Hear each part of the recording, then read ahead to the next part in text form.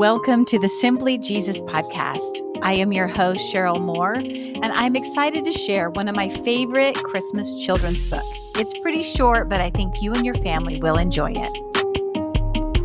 It's evening here, and I wanted to share with you one of my favorite Christmas books. It's just one of those books that's really simple. I mean, it's a children's book, but it's so simple, but it has a really good message of Jesus throughout it. And I just wanted to share it with you. So let me show you what it is. It is Mortimer's Christmas Manger. Some of you probably have already read it. And it is written by Jane Chapman and Karma Wilson. So I'm just going to get started.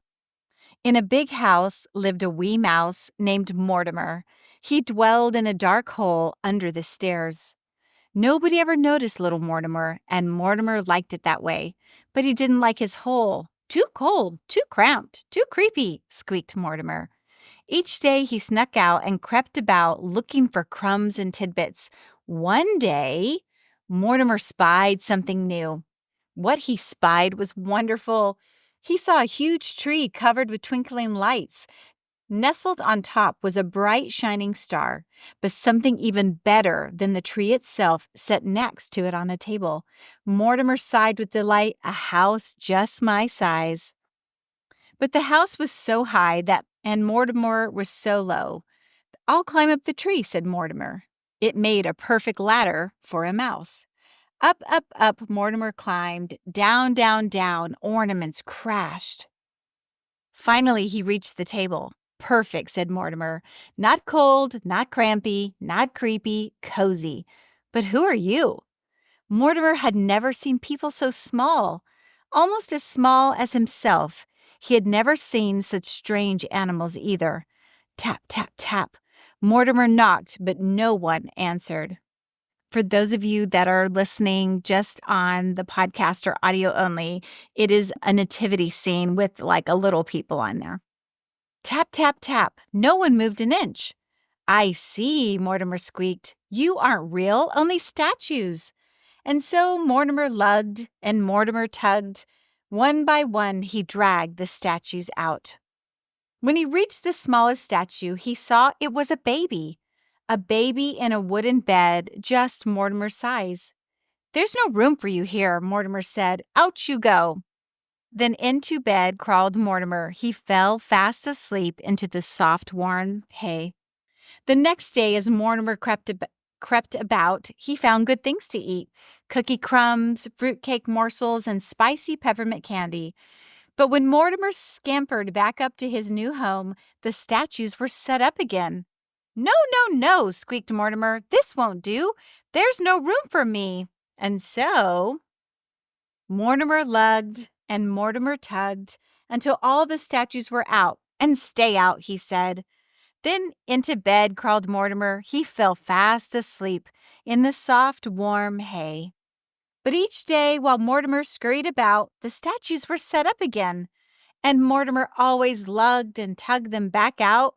Then one day, Mortimer set out and saw the big people gathered around the tree. He couldn't go out there, so he hid among the statues. A man started talking. Mortimer listened, and what he heard was wonderful. Since it is Christmas Day, I shall tell the Christmas story, said the man. A long time ago, in a little town called Bethlehem, Mortimer heard about people named Joseph and Mary and a bright shining star. He heard about shepherds watching their flocks by night and traveling wise men, the man continued. And there was no room for them in the inn.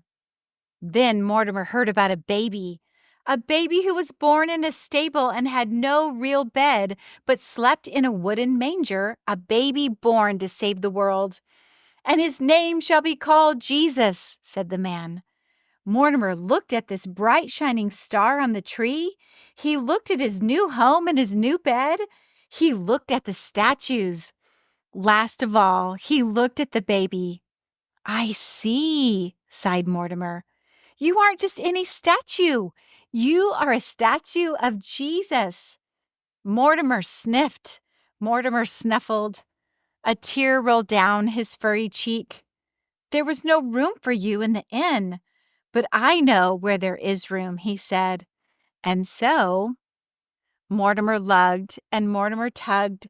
Soon he dragged all the statues back to where they belonged. Last of all, he laid the baby in the manger. "This belongs to you," he said. Mortimer smiled. "You look warm and cozy now." There was no place for Mortimer to go except back to the cold, cramped, creepy hole. As Mortimer scuttled down the tree, he said a prayer. "Jesus, you were born to save the world. Perhaps you could also bring me a home." And then Mortimer spied something new. What he spied was wonderful. Mortimer sighed with delight. A house just my size. There were no statues in sight. And so Mortimer moved right in. "Thank you, Jesus," said Mortimer. "You've made room for me, too." So again, for those of you that are only listening on audio, it is a gingerbread house that he moved into. So you can see why this is one of my favorite stories. I love the telling of the Christmas story and then a reminder that Jesus has gone to great lengths to make room for you in his kingdom. So I just want to let you know that you can ask Jesus for what you need. Maybe you're needing comfort or peace, or you're needing a relationship that needs to be resolved, but I would just ask him, check in with him, pray to Jesus. He has specifically made room for you in his kingdom and wants a relationship with you.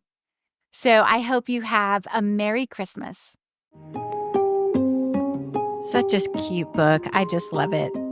So next week, my teenage son and I are going to do our annual Christmas episode where we talk about YouTube accounts that are safe for the whole family. There are actually some really entertaining accounts that are wholesome if you are looking for some family entertainment over the break. So be sure and check us out next week.